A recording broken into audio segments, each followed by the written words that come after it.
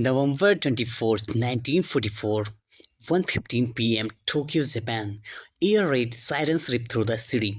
Across Japan's early warning radar networks, operators stare at their screen in disbelief. A massive formation is approaching from the south, more than 100 heavy bombers flying directly towards the capital. This is no routine raids. Fighter bases around Tokyo erupt into motion. Pilots sprint to their aircraft, engines roar to life. Mitsubishi A6M Zeros, Nakajima Ki-44s, Kawasaki Ki-61s. The orders are violent and desperate. Intercept the bombers, destroy them before they reach the city.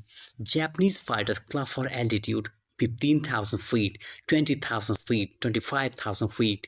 With every 1,000 feet gained, performance drop. Engines lose power, control surfaces grow sluggish, the air thins. At 28,000 feet, pilots finally see them, dark shapes high above, flying in tight, disciplined formation. But the bombers are still higher. Japanese pilots push harder, 29,000 feet, 30,000 feet. Their aircraft are now at the edge of what physics will allow.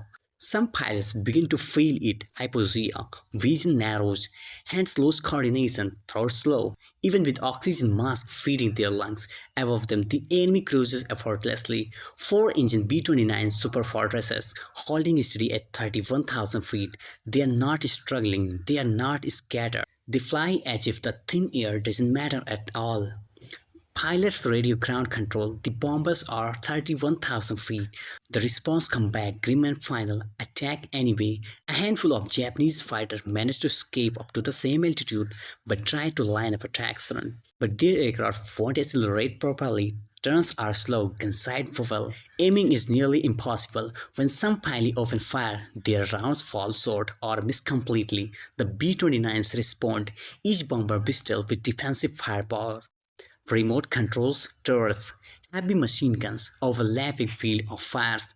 The return fast is precise. One Japanese fighter explodes mid-air, when another spirals downwards.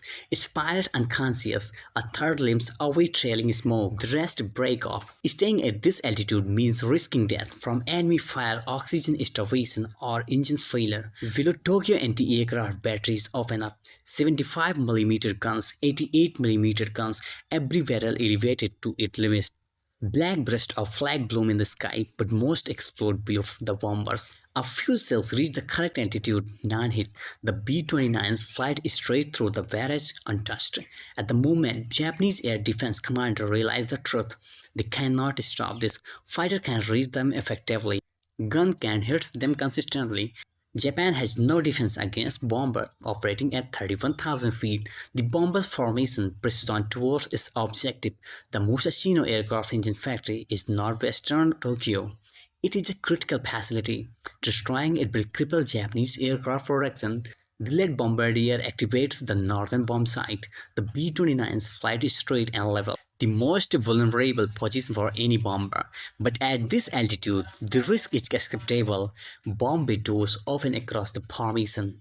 Hundreds of bombs fall, high explosive and incendiary, designed to shatter factories and ignite tires. For 30 seconds, the bombs flew toward the city. The Musashino complex is hit rapidly. Assembly halls collapse. Warehouses vanish in fire and dust. Secondary explosions ripple through fuel and ammunition storage. Some bombs miss the factory and strike nearby neighborhoods. Apartment buildings disappear. This is the brutal reality of high-altitude bombing. When the attack is complete, the B-29s turn west. Beginning a 1,500 miles return flight over open ocean, the Marianas. Night will fall before the arrives. Navigation will depend on instruments and stars alone.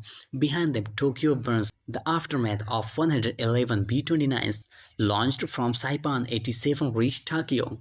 One is shot down by anti-aircraft fires. Several more are lost on the dock return due to damage, engine failure, or fuel exhaustion. But more than 80 bombers returned safely. They have struck Japan's capital and Japan could not stop them. November 25, 1944, Imperial Japanese Headquarters, Tokyo. Senior officers gather to assess the raid. The Musashino factory is heavily damaged, nearly 30% of production capacity destroyed. Hundreds of workers are dead or injured. Critical machinery is beyond repair, but the factory damage isn't the real shock. The real shock is this: Japan has no fake defense against the B-29. Zeros perform well below 20,000 feet, but average 25,000 feet there. Ki-44s and Ki-61s can reach higher, but even they're nearly helpless above 30,000. The B-29s operates comfortably above all of them. Some officers provide desperate measures, ramming attacks, sacrificing pilots to bring down bombers. The idea is rejected. Japan cannot afford one-for-one exchange. Trained pilots are running out. Aircraft production cannot keep up. New interceptor designs are discussed, turbochargers, pressurized cockpits, but these solutions are months away. The bombers will not wait. The raid continue. November 27, Tokyo again. December 3rd, Nagoya. December 30th, Mitsubishi Aircraft Works. Same altitude, same outcome. Bomb hit target. B-29s written with acceptable losses for civilians. The psychological toll is crushing. Sirens sound again and again. Shelters fail, factories burn. Official reports claim many bombers destroyed. But the ruins tell a different story. By January 1945, the scale grows even larger. Hundreds of B-29s now operate from Saipan, Tinian, and Guam. The largest strategic bombing campaign in history is underway. A precision bombing from 31,000 feet proves unreliable. Weather obscures target. Accuracy suffers. American planners change tactics. Area bombing replaces precision strikes. Incendiaries replace high explosive. There comes the night of March 9-10, 1945. 324 B-29s attack Tokyo at low altitude, dropping firebomb. The result is catastrophic. Over 15 square miles of the city burns. Approximately 100,000 people die in a single night. It is the deadliest air raid of the war. Japanese fighters engage and some bombers are lost, but the destruction is total. The lesson is clear. The B-29s is effective at any altitude. Firebombing is spread to Osaka, Nagoya, Kobe, Yokohama. City after city burns. By summer 1945, Japan's industry is shattered. Transportation collapses. Food shortage worsens. Civilian morale breaks. Then come the atomic bombs. August 6, Hiroshima. August 9, Nagasaki. They end the war, but they are only the final act. The B-29's campaign had already broken Japan's ability to continue fighting.